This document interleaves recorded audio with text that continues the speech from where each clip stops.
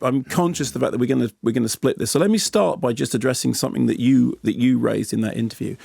That the film is set 27 years after the initial events, and the story is that everyone has gone off and they've had their own lives, but they are still haunted, although they're not, the memories have kind of faded, the memories have become hazy. The further away you get, the hazier the memories become. They are still each haunted by something which does relate back to the original traumas of what happened. And the film begins with this sequence that you had talked about, which is a homophobic attack, which is it's a grueling sequence to watch. There's no question about it at all. And you asked James McAvoy whether or not he felt the sequence was justified, and he gave, an astute, eloquent answer. My feeling about it is that's I didn't have a problem with that sequence because I thought the context that it was setting was absolutely, as he says, one which is fairly sort of familiar ground for Stephen King, which is that the idea that behind the kind of facade of nice American small town life, and there is this thing, of course, he lives in Bangor. Behind the facade of it, we find something altogether more disturbing, and this is something which we've seen explored in. I think you think about David Lynch's Blue Velvet, which begins with that, that kind of 50s image of the white picket fence and the fire engine, the bright red fire engine going down the street and people waving. And then the camera then goes down and it falls down onto the grass, and we see in the grass all these sort of writhing insects. And the idea is behind the picket fence, behind the net curtains, there is this other side. And I think that what that beginning does, or I felt this, that what that beginning does is it establishes the idea that in something that has a carnivalesque opening, because it's a kind of fairground setting and it's meant to be a small town America, that these broiling horrors exist. And there is a suggestion that what the film is about, and we'll talk about this more when I come back to this after the news, that what the film is about is confronting repressed trauma. And a lot of the narrative is about going underground, going back into the past, remembering that which we have forgotten. And I think in the context of the story, that opening setup, distressing as it is, and quite rightly should be, sets a painting of something that could be interpreted as an idyllic small town in which real horrors lurk. And I think that's what that sequence is doing. I know that you and I have a difference about it, but I do think in this particular case that I think James McAvoy's explanation of it is legitimate, that it's setting a scene of something which could be misinterpreted as a picture postcard vision of, small town society, but just look beneath the surface. There is real horror. See, I watched that and thought, well, I imagine they're going to pick this up somewhere in the rest of the story, because that was really tough. And the only way you can justify having something like that is if it's central to the plot. And it absolutely isn't. Unless you were... Well, okay, fine, we'll talk about this after the news. Whether or not you think the plot is the setting or the plot is the narrative that then plays out. But I do agree that it's a very, very tough opening. Let's start with the good stuff. When it came out, it was, famously record-breaking gross opening, no pun intended, in terms of, the amount of money that it took, although unadjusted for inflation, as I keep feeling the need to point out. Exorcist still is kind of way up there in Titanic. Who could even question it? However, it did exceptionally well, and there's a very simple reason for that. It was a very well-made adaptation of a book in which what they'd done is essentially taken half the book, turned it into the first half of the film. They had reinvented the character of Pennywise the clown, who we had seen before in a TV miniseries, brilliantly embodied by Tim Curry. And so the assumption was, well, where can you go from there? What can you do with the idea of Pennywise that will improve on what Tim Curry did? Because although the miniseries isn't actually great, it does have a great performance in it. And that's what everyone remembers. That's why when you said to James McAvoy, "Hiya, Georgie," you were actually doing Tim Curry. Yeah, he kind of didn't react too much because he thought that's the wrong one, as opposed to the Bill Skarsgård version, which is much more sing-song, which is much more lifting. And I do think that he has reinvented that character in a way which is threatening, which is creepy. Even when we get in the first film, we got the storm drain sequence with Georgie, which you can almost do kind of, back-to-back frames of the TV miniseries and then the new version. And they look very similar, but they're very, very different tonally. So now we come back 27 years later. The characters have all grown up. They've all gone their separate ways. They have their own lives. The resurgence, the echo of the curse from before has returned. And consequently, they all made a promise, which was, if it returns, we will return. Although having gone off to have their own lives, they've forgotten about the thing, they've forgotten the promise, they've forgotten the curse. Only the kid who has stayed and grown up and immersed himself in the literature about it still has a full memory. So he calls each one of them back. They each respond differently, but it's apparent that they each are still, although unbeknownst to them, haunted by the idea of the past. There are things that happened in the childhood story that are now echoed in the adult story, and they come back and they meet. There's a restaurant they meet in, and there's a set piece in the restaurant which is terrific, which involves fortune cookies and a really shiversome set piece, at the end of which there is a gag. And this sets the tone for the film, which is that there are a series of very, very well orchestrated set pieces, some of them quite spectacularly mounted, some of them done with visual effects and physical effects, whatever.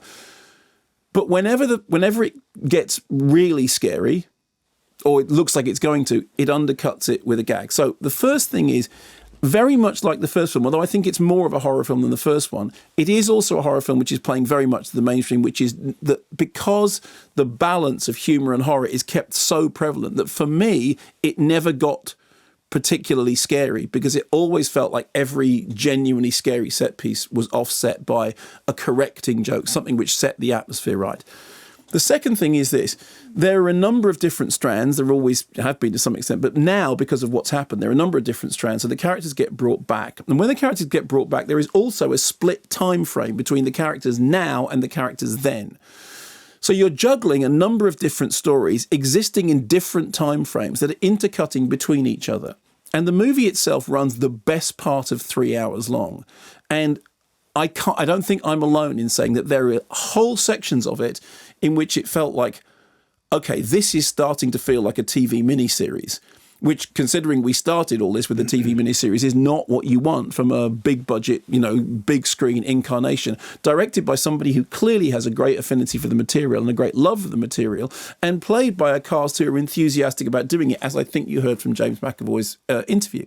So, on the one hand, there's this precarious balance between it's scary, but it's not actually scary because we're going to undercut any scares with gags. Secondly, it's multi-stranded to the point of being tied up in its own narrative. And the multi-stranded thing is actually exacerbated by the fact that it's also happening over more than one time frame, which means that there are long sections in which we are cutting between different stories in a way that loses the emotional engagement. Thirdly, the first film has a coming-of-age feeling about it. I mean, people talked about it in relationship to Goonies. People talked about it in relationship to Stand By Me.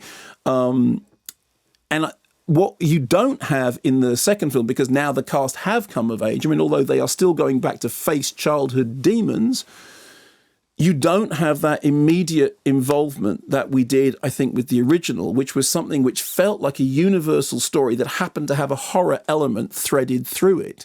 And it is interesting that when you look at Stephen King and Stand By Me, when people talk about Stand By Me, they don't talk about it as a horror film. They talk about it as a coming-of-age movie, although the central thought of it is horrific. The idea of a group of kids going on a train track to go and find a body. And there was a famous interview with Stephen King in which he was interviewed by a magazine journalist who said to him, all these horror stories you write, did something horrifying happen to you when you were a child? And he says, no. And then they say, well, but maybe it did. Maybe you've spent your whole life sort of reliving the trauma. And they're kind of using the story of Stand By Me, which is part of that, anthology, as an example. And Stephen King's always said, this isn't true. I didn't have a horrifying childhood. You don't write horror because you're traumatized. You write horror because it's the thing that you're drawn to. So you've lost the coming-of-age element. You've upped the multi-stranded element and split it over two time frames. You've expanded the time, not you, Andy Muschietti, expanded the time, not blaming you for this, expanded the time frame to something which gives Once Upon a Time in Hollywood a run for its money in terms of, come on, there has to be a shorter version of this, and actually reminded me of, as I said, of a TV miniseries. And the problem with that is that the net result of it is that your emotional engagement drops.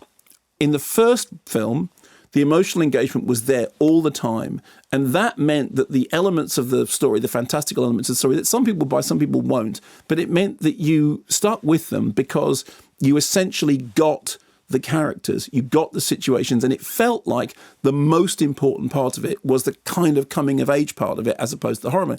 In the case of this, I ended up thinking there are individual sequences that are really well orchestrated, and it's a very handsome looking film. I think it's, very handsomely lensed. It's got a big kind of widescreen epic feel to it. But each of the individual set pieces exists as an individual set piece, and it exists as an individual set piece, which is then undercut by a kind of, by a rebalancing gag.